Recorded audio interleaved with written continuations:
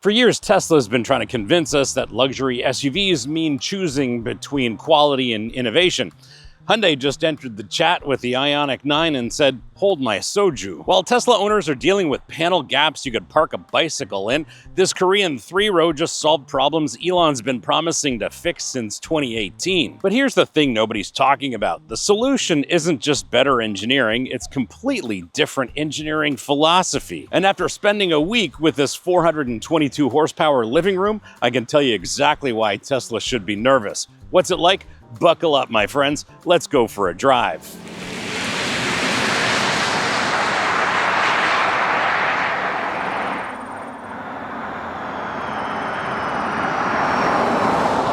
I'm your host, Brian Makse, racer, lover of driving fast, fun things. And on this channel, you get reviews for drivers from drivers. Now, I know what you're thinking. Some random YouTuber claims some random car kills Tesla. But here's the difference. I've spent the week with this IONIQ 9 discovering how Hyundai's engineers approached every single problem that Tesla owners complain about and how they've solved those problems with some pretty brilliant engineering. We're talking about a fundamental engineering philosophy that you're probably not going to hear about in any other review. And before we get into what this is like to drive, let's have a look at it in a little more depth. The IONIQ 9 spec sheet is much more impressive than my high school report card and much more likely to get me places in life. Because this is the top spec, it has 2 electric motors, 422 horsepower combined, 560 pounds of torque combined, EPA range of 311 miles or 500 kilometers here in Canada. Battery size is 110 kilowatt hours, which for context is enough energy to power your house for about a week or charge your phone for roughly the next decade. Maximum DC fast charge rate is 350 kilowatts. Of course, it's all-wheel drive with 2 motors. Rack and pinion motor-driven electric power steering, McPherson struts at the front, multi-link at the rear, conventional dampers with self-leveling capability, 4-wheel disc brakes, and of course it has regenerative braking. Depending on trim, wheels and tires range from 19s to 21s. This one, because its top spec has 21s, it will tow up to 5,000 pounds, and curb weight is about 6,000 pounds, which is less than a Model Y, but more than Elon's ego, but significantly more grounded in reality. Now, I can't overlook the loads of smart engineering here. For starters, Tesla's supercharger compatibility right out of the showroom, active aero, battery preconditioning, and vehicle-to-load capability, and I could go on, but in short, this thing has more standard features than Tesla has over-the-air updates, and they actually work on day one. Hyundai says this IONIQ 9 has a drag coefficient of 0.259, and that's not just a number, that's a flex. They didn't get there with wind tunnel black magic. They used dual motion air flaps up front and a boat-tailed taper inspired by traditional Korean clothing. Tesla tries to cheat the wind with panel gaps big enough to create their own microclimate. Hyundai, they just engineered it properly. Did you know that 80% of you are not subscribed? Yes, it's true. 80% of you are not subscribed. I checked the data. So if you like the content on this channel, do me a solid, hit that subscribe button, make sure you like this. And if you want to support the channel, please hit up our merch store. Links here, links below. Lots of great stuff for driving enthusiasts like us, including our very popular line of Save the Manuals merch. Now back to your regularly scheduled episode. And we know the numbers. This will accelerate from 0 to 60 in tick or two under 5 seconds, but I think we should try it in the interest of science, shall we? Let's. Yeah, that's quick. That's quick. I would say this is well under 5 seconds, 0 to 60. It's very quick in a straight line. And of course, the thing is with an EV, its acceleration just linear and is relentless. Now, top speed's about 124 miles an hour, certainly more than fast enough, but this is quick to get up to speed in city situations when you're accelerating from a stoplight, getting up to highway speeds, no trouble at all. And even despite its weight and its size, it's very quick up to highway speeds, very pleased with it. And that's the thing about EVs and their abundance of torque. But let me tell you what 516 pounds of torque feels like from exactly 0 RPM. We all know in a gasoline-powered car, torque builds like a crescendo and a symphony, gradual, dramatic, eventually impressive. Here, it's like someone flipped a switch labeled "Go Fast Now." There's no buildup, no drama, no waiting for the turbo to spool up or the engine to find its happy place. You press the accelerator and physics happens immediately. It's the automotive equivalent of instant coffee, but instead of disappointment,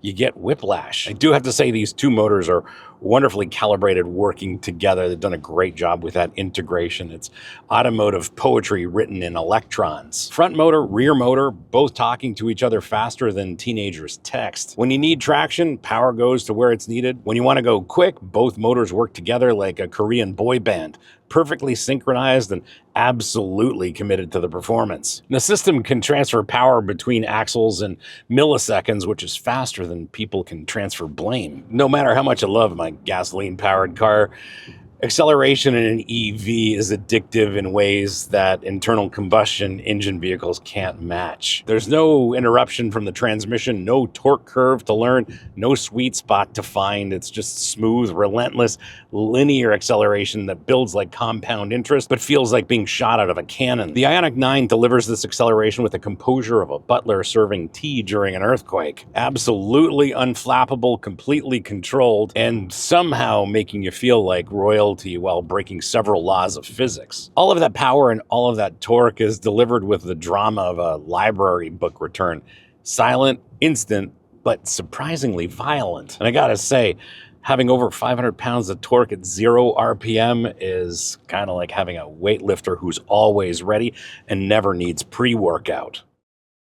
Behind the wheel, this is modern Hyundai, which is all good news because the ergonomics are simple, straightforward, and easy to figure out. Everything is logically laid out, and it is just spot on. If you're coming from something else, well, everything makes sense here. It's logically laid out, and it's easy to find whatever control you're looking for. The seating position is perfect for everything. The interface to this IONIQ 9, as well as visibility. The seat is big, it's comfortable, highly adjustable. Of course, it's got the various massaging functions, and it's extremely comfortable, whether it's just day-to-day driving or long journeys. It is incredible. These seats are absolutely wonderfully engineered. Of course, they're heated and cooled at this trim level, but I'm very happy here. Once I'm positioned correctly with the seat adjusted properly, as well as the steering column, I've got an effective seating position here. Love the shape and the size of the steering wheel. Encourages you to have your hands at 9 and 3. Yeah, there are some paddles on the back of the steering wheel, but they're actually for regenerative braking control, not simulated gears.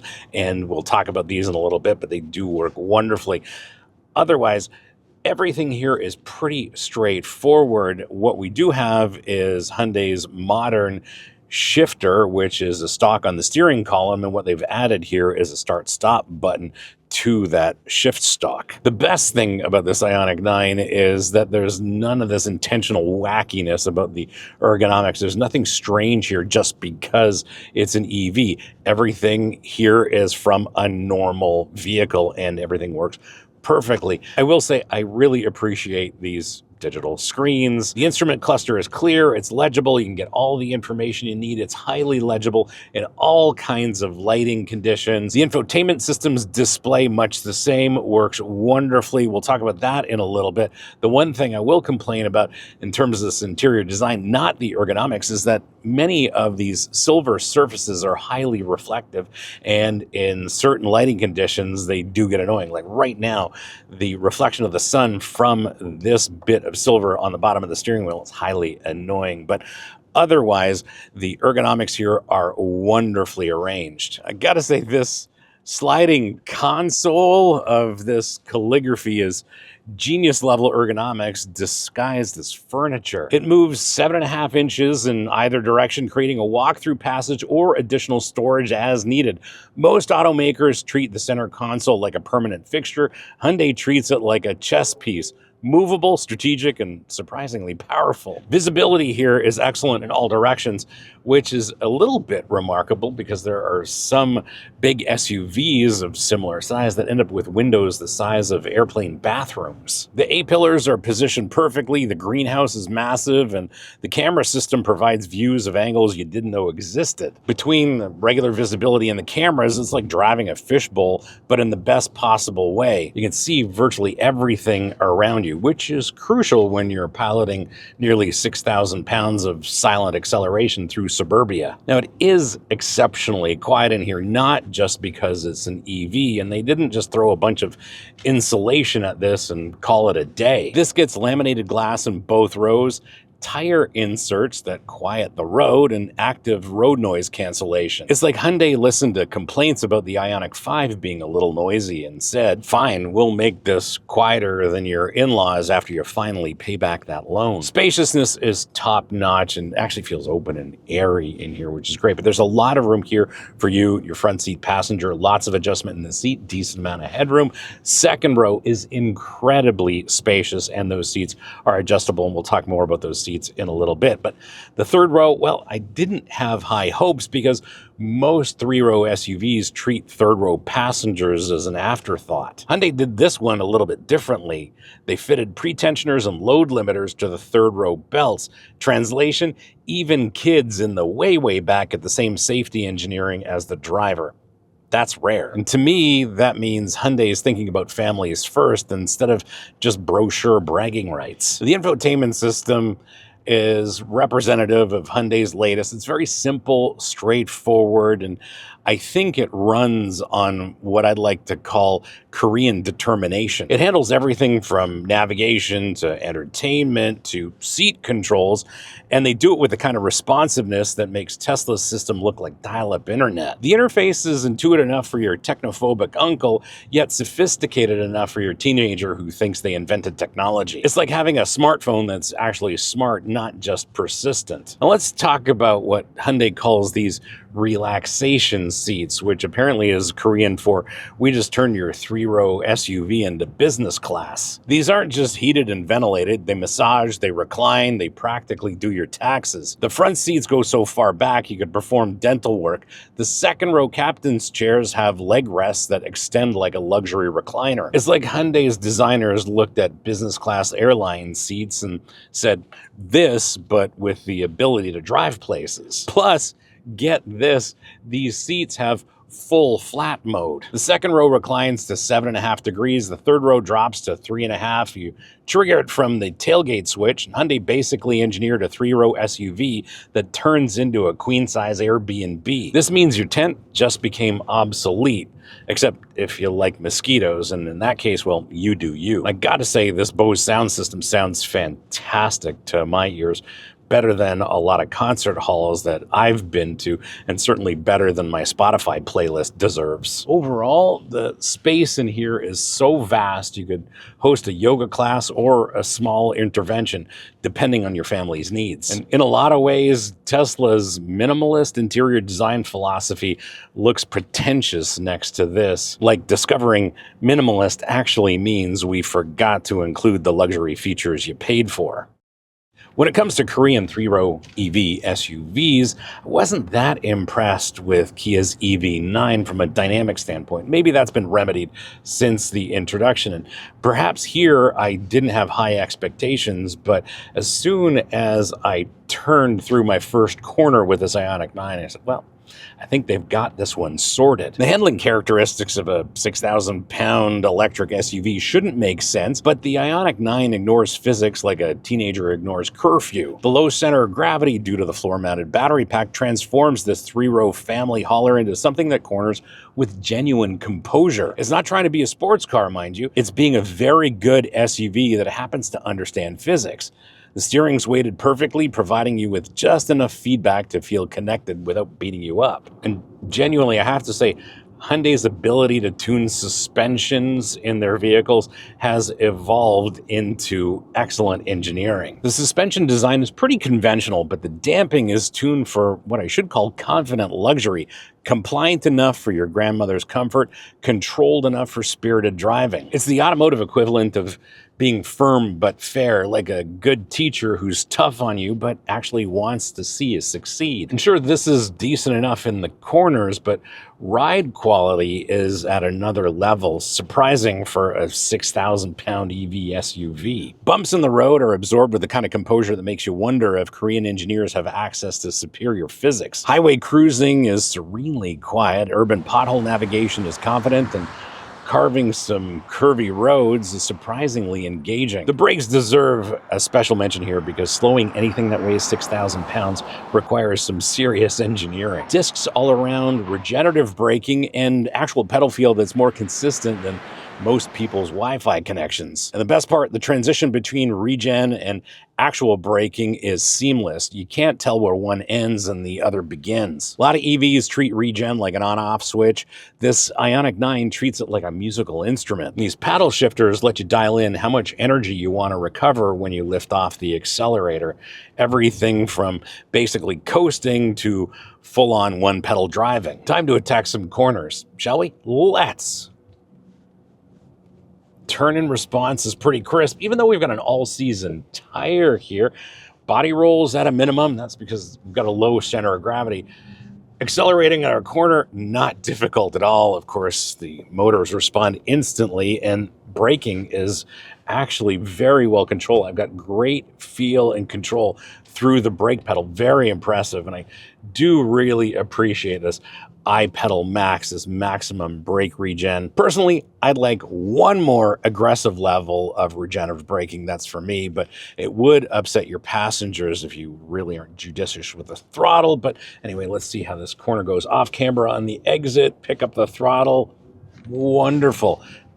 Torque distribution front to rear is just excellent, and this thing soaks up bumps. There's a little bit of secondary movement over larger road imperfections, but for the most part, body and wheel control is top notch. This has Hyundai's remote parking assistant too, and using it in public is a fascinating social experiment. You're standing outside your $75,000 SUV holding your keys or holding your phone like you're filming a TikTok dance, while your car slowly maneuvers itself into a space. People gather around like you're performing street magic. Half are impressed, half think you're showing off, and one person definitely assumes you're having a breakdown because who just stands there watching their car move by itself? The tech works, but the real challenge for me is maintaining my dignity while essentially playing video games with a vehicle in front of a group of strangers who otherwise would struggle with a self-checkout machine. And here's the thing about this IONIQ 9 that keeps me up at night.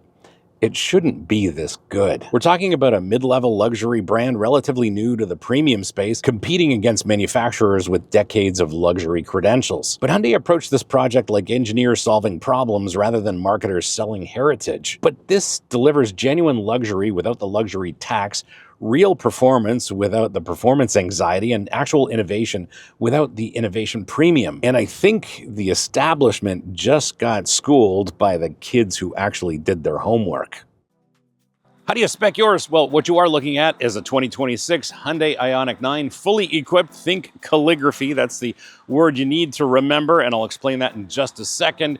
This is Celadon gray paint here in Canada. In the US, it's called Sage Silver. That is the black H-Tex in the US, or leatherette interior here in Canada. Now, in the two countries, these are not product planned the same, and this is much like a calligraphy design in the US, but not perfectly. In Canada, this is a preferred all-wheel drive Plus with the ultimate calligraphy package. For an IONIQ 9S rear-wheel drive in the US, base price is $58,999, and fully equipped like this one, it's $77,490. In Canada, base price for an essential rear-wheel drive IONIQ 9 is $59,999, and as tested fully equipped, this is $84,538, and these prices are before freight, taxes, fees, incentives, etc. Now, these prices for a 422 horsepower three-row SUV, it doesn't just compete against Tesla, it embarrasses German luxury brands that cost $15,000 more. With this one, the options list is refreshingly honest, mostly because there isn't much of one. Hyundai loaded the calligraphy with features and called it done. No $2,000 convenience packages that are anything but convenient. You get 21-inch wheels, premium audio, relaxation seats, and every safety feature known to humanity. It's like ordering a combo meal that actually includes everything that's in the picture. Now, before you get all excited and run to your Hyundai dealer to buy your IONIQ 9, we've done a deep dive into what owners are saying in the real world, because that's much more interesting and much more revealing than anything we can understand in a week-long test. Now, it's still early days for IONIQ 9s in the hands of customers, but they do have some insights. First, Tesla converts are loving the ride quality and build execution, no surprise, but struggling with traditional ergonomics. One Model Y owner complained that profile switching is a nightmare compared to Tesla's simplicity. The IONIQ 9 can't remember sport mode settings between starts, and regen braking defaults back to level 3 instead of maximum. These are daily friction points Tesla owners aren't used to, and I actually agree. Second, families with car seats are discovering an oversight. If you have second-row relaxation seats and car seats installed, those seats can't move forward for third-row access.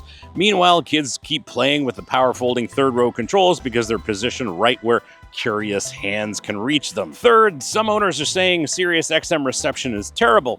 Hyundai eliminated the shark fin antenna for aerodynamics, hiding everything in the glass, but owners report constant signal drops. In fairness, this is a car for Spotify people anyway, like me, but if you're still holding on to satellite radio, this might be the car to save you from Music Row Happy Hour and whatever Howard Stern considers to be comedy these days. Lastly, here's what owners say Hyundai got right. Efficiently, consistently beats EPA estimates, with owners seeing 340 plus miles in mild weather. The charging experience is genuinely exceptional, especially that flat charging curve sustaining over 220 kilowatts well past 50% charge. The bottom line? Owners are saying it's an excellent vehicle with a couple of first-year teething problems. These are real-world insights from real-world owners living with the IONIQ 9, which is much more revealing than the honeymoon phase of a week-long press loan.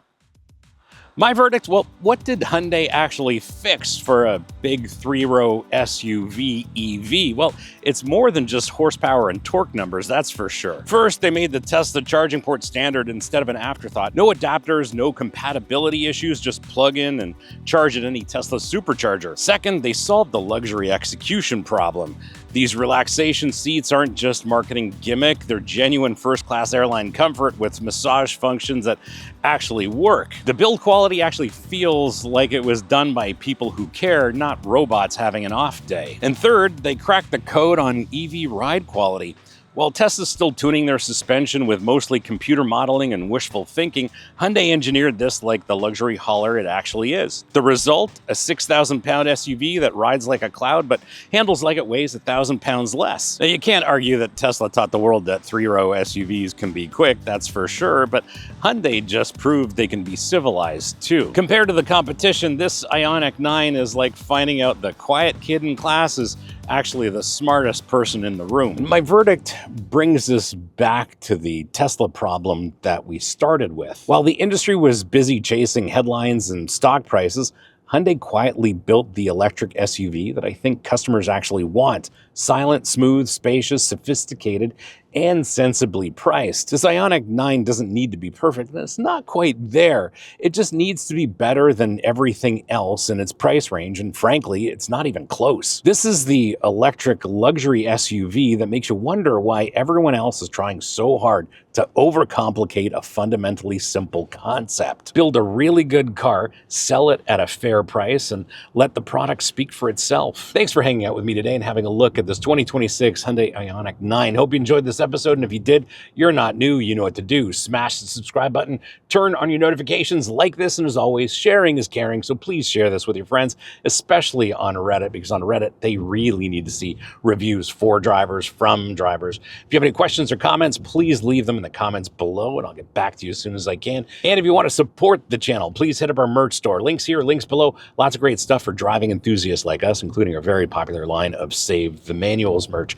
Thanks again for watching. We'll see you again next time. And remember, cars don't understeer by themselves, not even Hyundai IONIQ 9s. And since you've hung around this long, we'll have a look at something that I really enjoy in Hyundai's EV range, the IONIQ 5N. That thing is a blast, and I think you might enjoy that episode.